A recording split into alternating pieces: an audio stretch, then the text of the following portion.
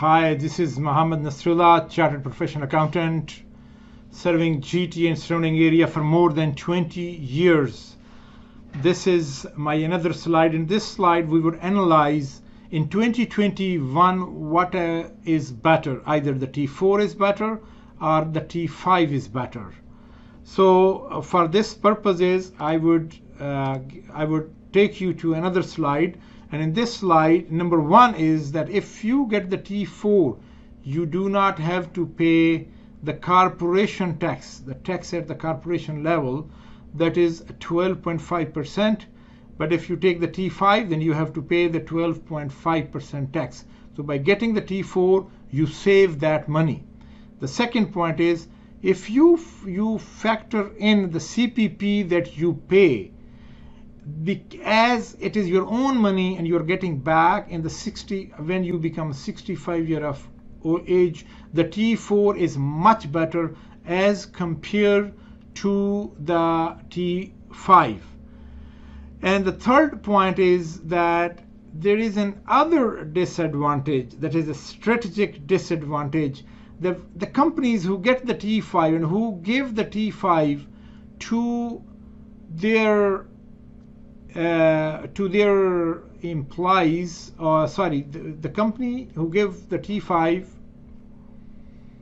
there is another strategic disadvantage, that the corporations who pay the shareholder the T5 and not the T4, those companies are targeted by CRA audit department comparatively more frequently as compared to the companies who give the directors and the shareholder the T5.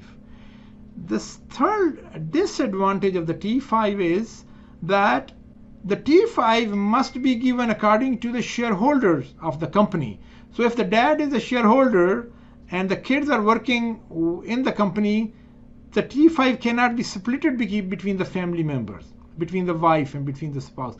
But the T4 it can be split, so can be splitted for the family members and for the spouse. Having said that, we assume that wife and the children are actively involved in the day-to-day operations of the company. So another disadvantage of having a T5 is that for any reason, if the CRA audit your corporation and the corporation owe the money to CRA and corporation become insolvent, then the CRA would get back to the shareholder and request them to pay back the money of the T5. There is another disadvantage of the T5 is that when you get the T5, your RRSP limit does not increase. And now let me give you another example how it works. Let's suppose you are less 65-year-old, let's suppose you are over 18-year-old, let's suppose you are single, and let's suppose you don't have any other income, and I have to give you either $100,000 of the T4 or the $100,000 of the T5. If I give you $100,000 of the T4, you pay the CPP, employee and employer portion of the $6,332.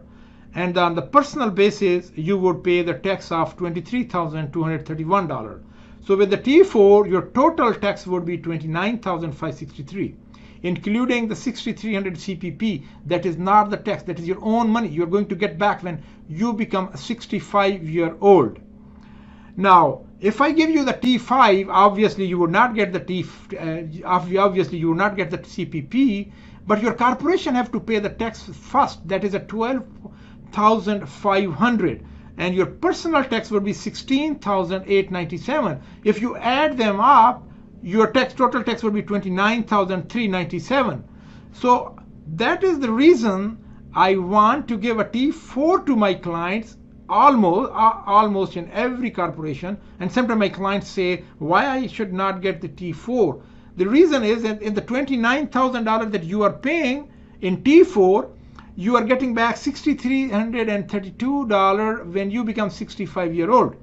But in the T5, you don't have this luxury. So that is why I would highly recommend my clients that ask your accountant what is better for you. And in this kind of situation, most of the time, always the T4 is better.